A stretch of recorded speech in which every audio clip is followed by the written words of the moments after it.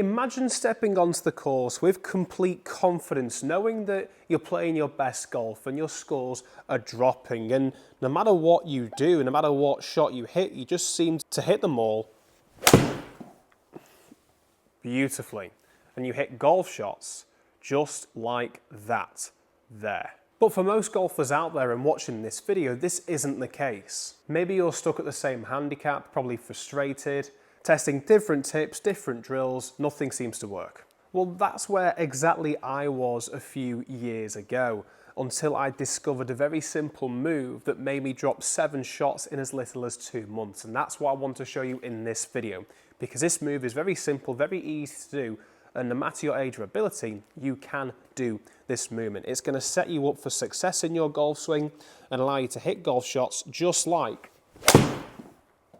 that one right there. Nice, smooth, effortless, 2 shots there in a row onto the green. So we're going to be taking a look at that drill today. And just a quick shout out to the partners of the channel SATORI Golf, who specialize in high premium quality golf clothing that allows you to perform with style on the golf course. So using the discount code below, you can get yourself 10% off their clothing. Just check out the links, they'll be in the description below. So the drill that made me play excellent golf, one of my best years of golf, was just setting the golf club into this position here, then turning up to the top and then back down into that position there. Now, when you have a look at that on replay and we take a look at that in slow motion, what we notice, 2 key principles are happening here. The way my wrists are setting into the top of the backswing and the way my arms are setting in that first part of the golf swing and all the way up to the top of the backswing as well. Now, when we take a look at the wrist angles just to begin with, what we see a lot of golfers do, rather than hinging this way to start the golf swing, where we see the right hand, the trail hand in particular, stay on top of the left, I see too many golfers do the opposite, where the lead hand, the left hand for right-handed players, will be on top of the trail hand. Now we can see there straight away that opens the club face, and we're coming back at the golf ball. We've got to manipulate things last minute, which isn't going to lead to consistent golf shots like the 2 we've just seen. What I was working on to start this golf swing was allowing my trail hand to stay on top of the lead and allowing my right arm to fold into this position here. And you can see here my left arm staying nice and straight, very much so connected to the body. The key for this first part of the golf swing was just ensuring that my right palm was facing towards the ground on top of my left hand. As we made our way into the top of the golf swing, I was adding a second component into this as well. And that was all to do with the rotation and the tilt up to the top of the golf swing to form this great backswing position here. And then on the way down, we were trying to get back into that position there where the right palm, the right hand in particular, stays on top of the left, so we can then compress the golf ball and rotate through. That's the secret. If we can get this action here, work it up to the top of the swing and hold this angle on the way down, you will be able to strike the golf ball pure. Become a way more consistent golfer like I did and drop a load of shots off your handicap. But the question is, how can we add those 3 steps into your golf swing? How can we combine this into one incredible drill, simple drill, and see instant results? So let's kick things off with the first part, which is all to do with that first takeaway point. Now, to break this down even more so, what we notice in this first part and what I think about, as I said just then, was the trail hand staying on top of the lead hand. Now the key for this, it allows me to keep the club face, leading edge in particular, on the same line as my spine angle. But have a look at both of my arms as I set the club into this position here. What do we notice? They're both staying very connected to the sides of my body. We're not seeing them sort of go like this and get a bit chicken wingy on the way back or disconnected, and we don't see this right arm flare around like this here. We see them both in a very much so connected backswing, takeaway position, into this first part here. My hands are staying relatively close to the body along the hand path line rather than forcing them out into position. They are staying relatively close with the club head ever so slightly ahead or in front of the hands to start the golf swing. Now the reason why I like to think about the club head to be in front of the golf swing is just because from this first part here, just before we reach parallel with the ground, this first part, so we call this position 1P1 in the golf swing, This allows me just to visualize from that angle, okay, what am I going to do once I get back down into that point? I'm going to want to rotate. If I was to get into this position here, what am I going to do? I'm going to want to lean away, turn the wrists over, do all sorts. This setting of the club just gives me a good sensation, a good idea of where I want to be as I make my way back down. So building this up into the top of the backswing, I mentioned earlier that it was all to do with adding the rotation. We've got this setting of the club, how can we rotate up to the top of the golf swing and allow this natural motion to take place? Well, once you've worked on that setting action, we want to be ensuring that we see a really good combination of the way our upper body works and the lower body. Now the lower body, being the hips in particular, we want to see them work on a more lateral motion, twisting action round the body back and forth in the golf swing. The shoulders work a little bit differently. If we were to stand in a straight line and twist, our shoulders would work on the same motion, very much so the lateral motion here. But because we are tilted over in our posture and setup position, our shoulders should work on a more tilted motion, back and forth.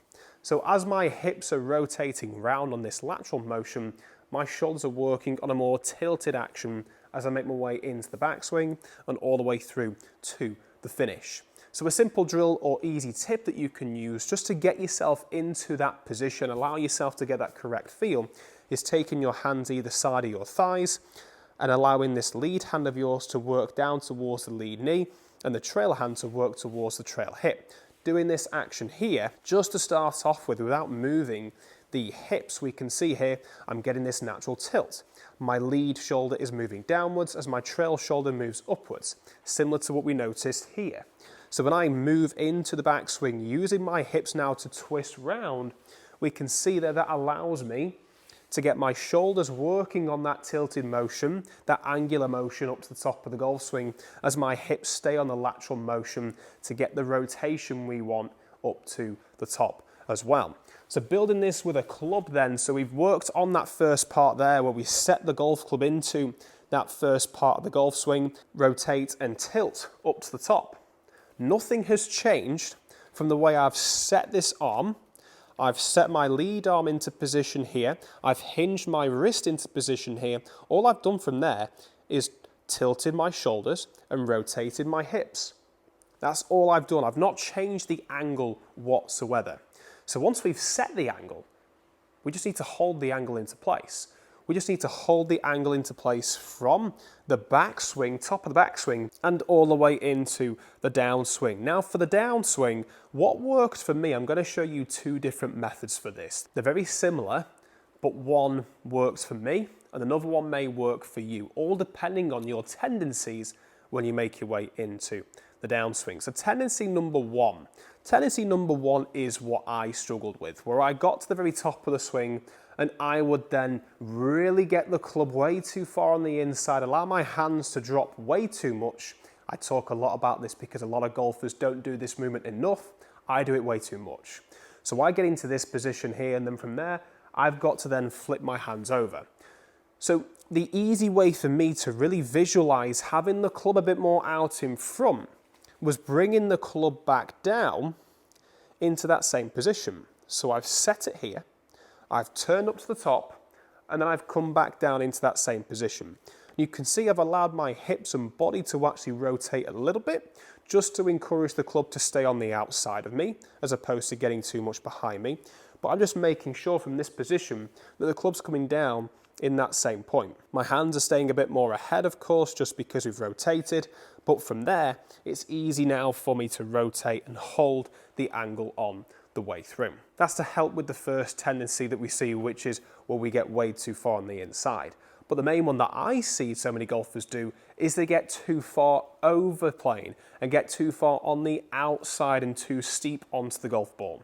So we see this action here. So to stop this action, once you've set yourself up into the top of the backswing, what you want to feel is, rather than bringing the club back down in front of us, we can allow that club to stay a little bit more behind us for longer. So the way I've changed that movement is I've set it, I've rotated up to the top, and I've just allowed my hands just to drop a little bit, feeling like they're going towards my right foot. And that just enables me there to get that really big sensation, that exaggerated feel of the club staying behind. Now what you want to make sure when you're doing this, if you try this, is the toe end of the club is still ahead of the heel. If the toe end of the club is behind, that's going to leave the face open. So as you're doing this, it's 1, 2, 3. I've not rotated the body just yet. I've just allowed my arms to come down, keeping that angle. Then from there, I can rotate through to finish. Now it's time to start building this into all-in-one motion swings. Now, a great drill that I hit literally hundreds and hundreds of shots with, and this is where I started to build this up into the golf course, was literally setting the club, swinging up to the top, back down, and then resetting up to the top and swinging and hitting. So let me just show you and hit one just to show you what that looks like.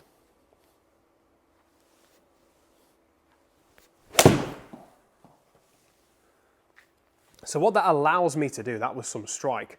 What that allows me to do is just get the feeling of that's where I want to be, up to the top, that's where I want to be on the downswing, and then I'm going to regroup up and turn through. So it was almost like a recoil, but that first part there where I set it and then reset myself into that downswing was just a great checkpoint for me to make sure I was in that right position. So you can practice with that before you actually even build this into just normal golf swings. I understand that some of you will find that quite tricky to do, just setting it, turning up to the top, pausing down, then recoiling back up and hitting, because that's quite a lot to think about. So to simplify this, set up to the golf ball, set it, and then just make a normal swing. So this time I'm going to set it and just make a normal swing from there. That one picked up, nice bit of a draw, landing onto the green. And after hitting a few shots doing that, it's time to add and combine those two. So, to combine those two, we're setting it and then turning. And the key thing that I get asked quite a lot is at what point do you start rotating? Which is a very good question, very good question. And for me, when I think about it, as long as I think about my arms setting here, my body has already begun to rotate. So you shouldn't necessarily have to think about the rotation too much and the tilt. This is just going to happen naturally. Now, you've hit quite a few shots in stages getting used to this. And as long as you do a lot of drill movements from the tilting and twisting action I showed you earlier, you should find this relatively easy to do. Very easy to do, in fact. So, all-in-one motion swings. You can start off nice and slow just to make sure you get that first checkpoint. And then the rest of the swing, you can go a bit quicker. Got a little bit ahead of myself on that one, but still pretty good. Consistent shots, those three there, as you can see on the bottom right-hand side of the screen there. Very consistent, pleased with that, and you will be too when you give this a try. This is what made me drop 7 shots, become a very consistent ball striker, and hit consistent little draws every time. If you've come this far, be sure to click that subscribe button as there's lots more content coming your way. Drop a comment down below to let me know how you get on from trying this drill that helped me lower my handicap by as much as 7 shots. I'd love to hear back to hear your thoughts on this drill, and why not check out this video over here if you're looking for more great tips on really fine-tuning that ball striking and getting that ball then turf interaction. Thanks for watching, and we'll see you in that one over there.